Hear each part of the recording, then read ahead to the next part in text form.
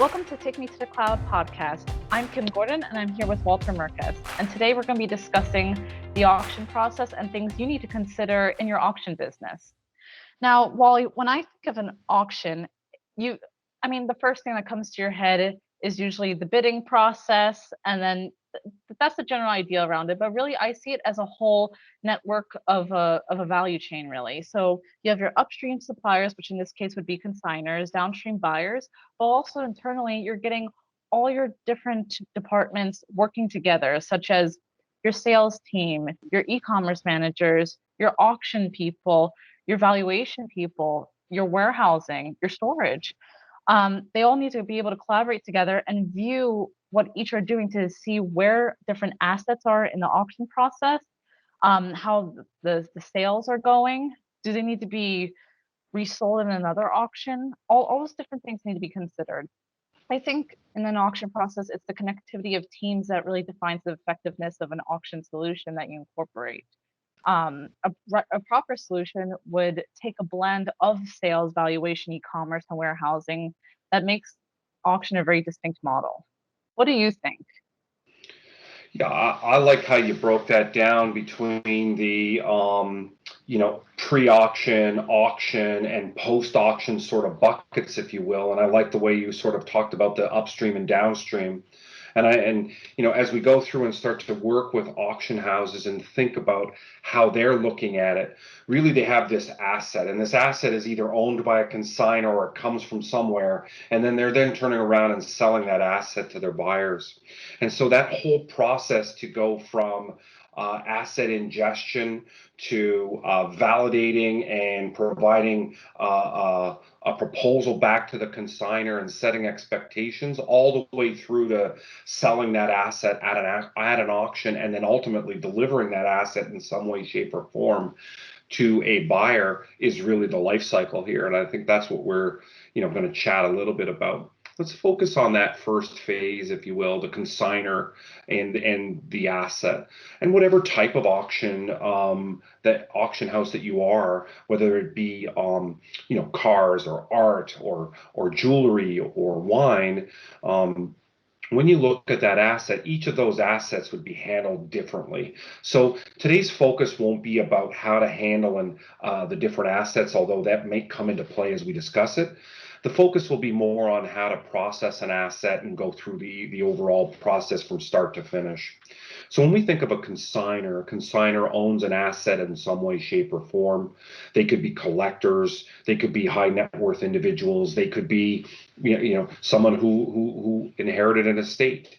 All these folks are part of what the sales team would seek to find consignors who are willing to take their assets and put them up on the block, so to speak, and have them run through an auction.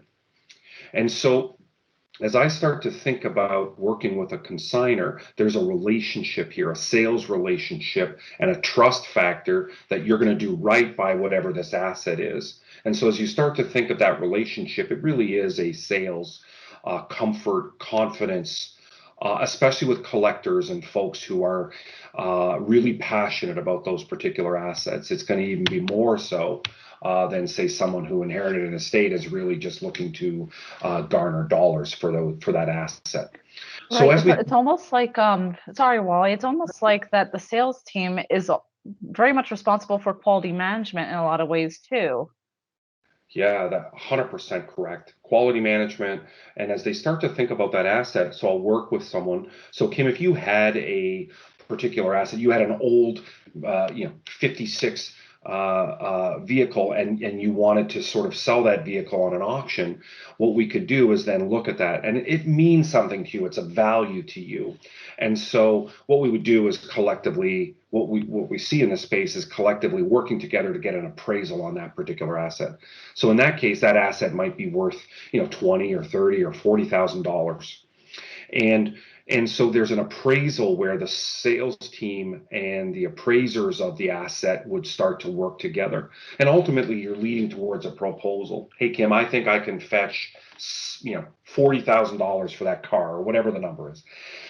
And then of that number, The auction house is going to take a percentage and the consignor gets a percentage. And then that's the negotiation. That's the sale here. That's the proposal. And so now we say to Kim, hey, Kim, here's a proposal for this particular asset. And then there's an agreement in place.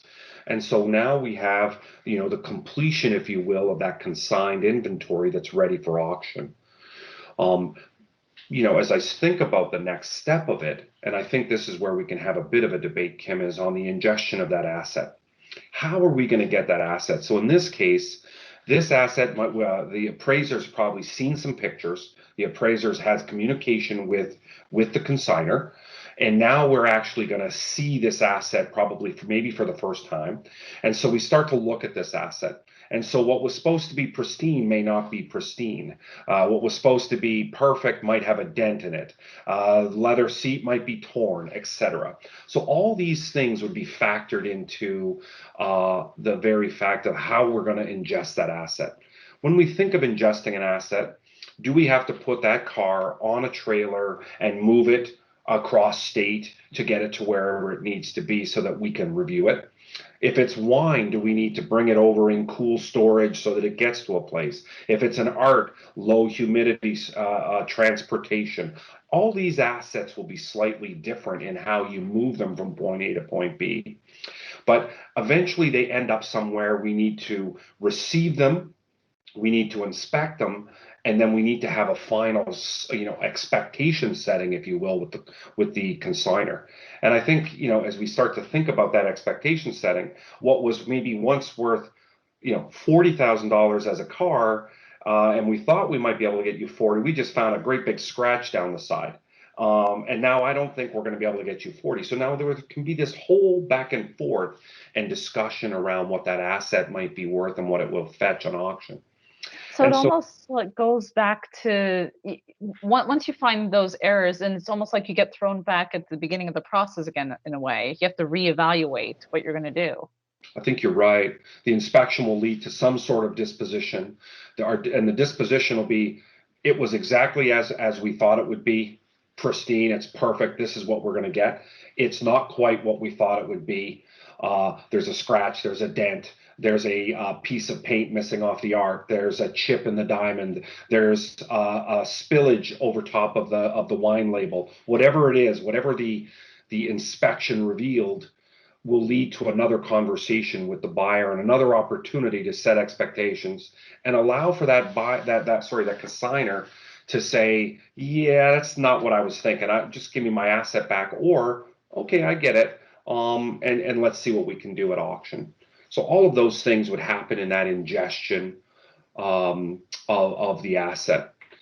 What we talked a little bit about, and you alluded to, Kim, and maybe you can elaborate a little bit more on this, are the teams involved here. So I just talked about some of the processes involved in there, but let's just think about the sales team, the warehouse team. What are some of the teams involved that you can see that might be pulling in that ingestion of asset? Well, certainly given that the inventory has to be tracked all the way through, warehouse is already involved. It's already going to be on the radar, of course, the core auction team. They should get full visibility of that process. And if they don't, that may mean they're missing some data elements. Marketing is a huge part of this. They need to get the buyers comfortable once it gets through the whole process, right? So marketing is following this all the way through. Sales, they're pairing right up with the valuation specialists as well.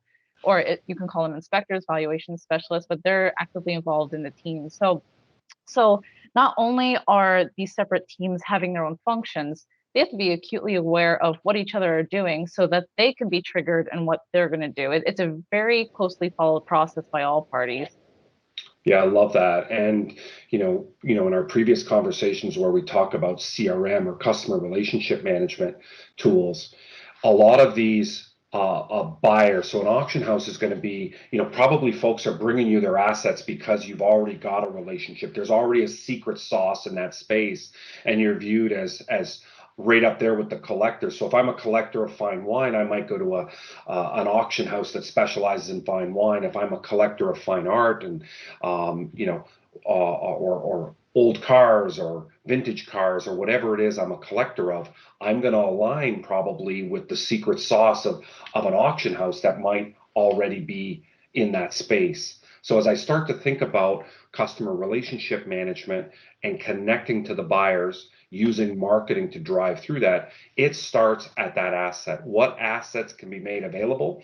And marketing and sales are working hand in hand to make sure the stickiness of the buyer, because the buyer is the key here, and the buyer and optimizing that the asset for the buyer and making sure that you have enough assets to keep those buyers continuously interested. So love that you brought that in.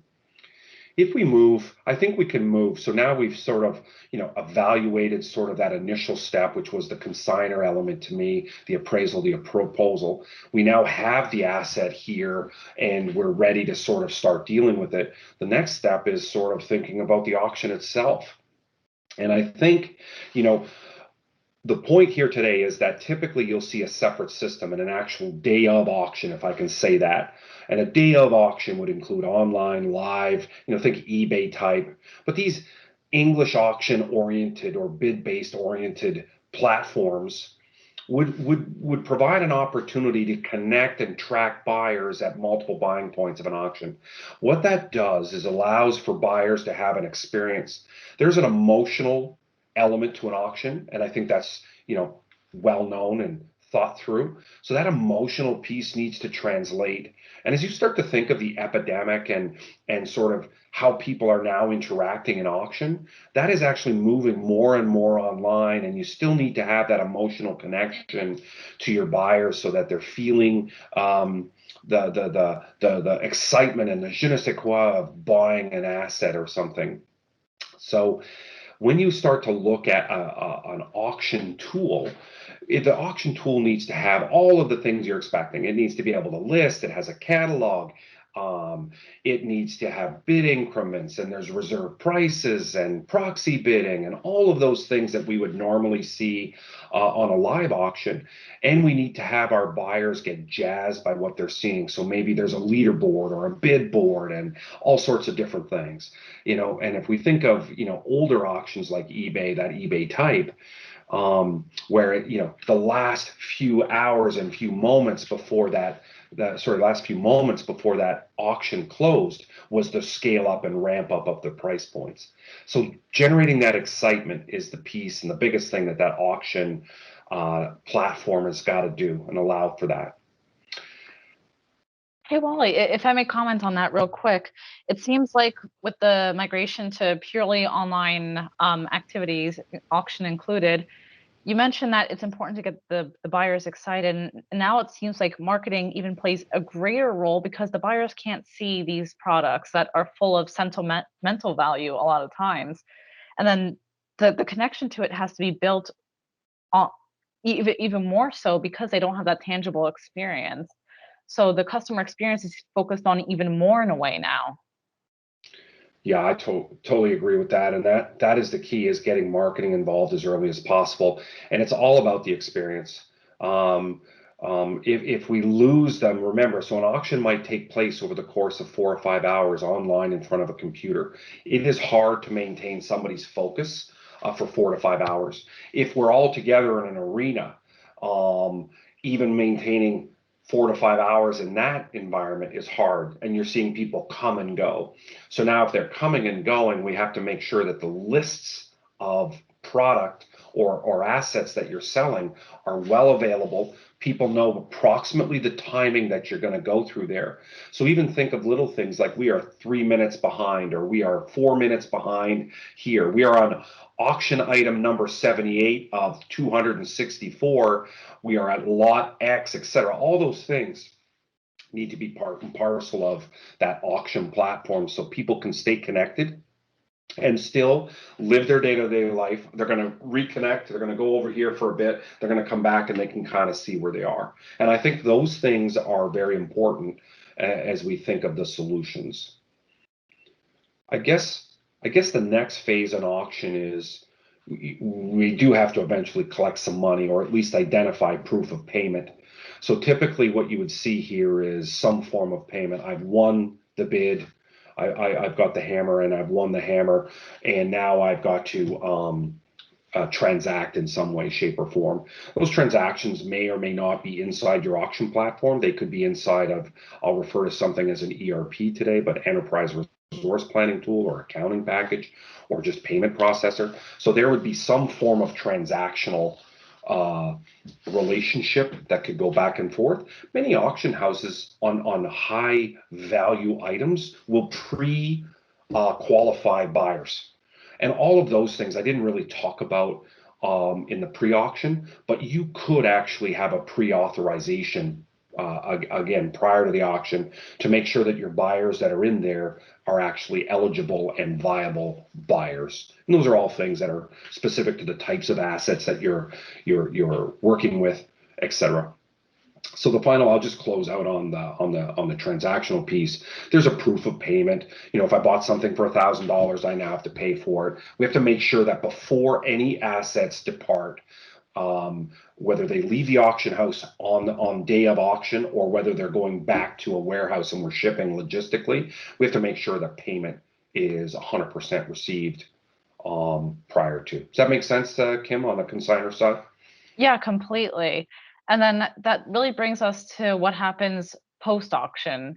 You already mentioned the financial transactions, which can occur either during or after, but then it really links back to how you're going to manage the logistics. Sometimes you don't really pick up a product right away. You may leave it in storage, and some auction houses do serve as storage facilities as well. So it really depends on the asset type. You gave examples of cars, art. I mean, art has very special conditions, so you're going to have to really ramp up your facilities to be specialized to that particular asset type. And that's why a lot of auction houses are usually focused on one thing. You'll see ones are diversified, but they won't probably offer storage facilities unless they also have diversified storage facilities as well to cater for those different types. Yeah, I think you're right. So each of these post-auction, I think, really comes down to the asset type, like you alluded to. So if we are talking art, we need, low humidity. We need transportation that factors into that. We need insurance on the logistics, on the outbound shipping, and we need someone to receive that outbound shipping on the other side. So it's not just simply sending a UPS package or a FedEx package and saying, here you go, our auction is finished. It's really about understanding that asset and going through and matching the logistics or the outbound shipping with the type of asset and with the type of buyer. So if I have a low value item and I'm sending lots of these, then maybe UPS and FedEx are the answer. But if I start to get into high value or temperature controlled or humidity controlled, or just large items like a vehicle that require a trailer, then I'm going to need specialty elements here. Chances are for those folks that are listening to this that are in those businesses, they know their logistics business quite well. That's what typically what separates you from others, is you do understand the asset very well, and you understand both how to ingest it and ship it out. To make sure that you're treating that asset appropriately and not doing damage in that process as you go through it. So to me, post-auction is all about what type of assets are you dealing with, high value, low value, size, and then is there anything that requires adjustment to temperature or the environment to make sure you get it. And if you just think of wine for a second, if it's in the middle of August and it's 100 degrees out, chances are we do not want to ship that wine on a given time. So just bringing that back to storage, auction houses sometimes will have separate contracts to store assets for a period of time. And those will vary. Ongoing permanent, which might require a separate contract, should require a separate contract. And then temporarily just to get through whatever hurdle we have, high heat, high humidity, etc. And we just don't want to send that asset, or it's just the timing's not right. There's not going to be anybody there. So all those things need to be thought through as you go through and figure out your post-auction logistics management, and how you're going to ship and collect your money. And that's really about it, Kim, I think, on the post-auction side. Well, we really walked through the ingestion of the asset from the consignor all the way to the sale of the asset to the buyer. We went through the entire process. Thank you for listening. If you have any questions, you can contact us at withum.com. Thanks for tuning in. Bye.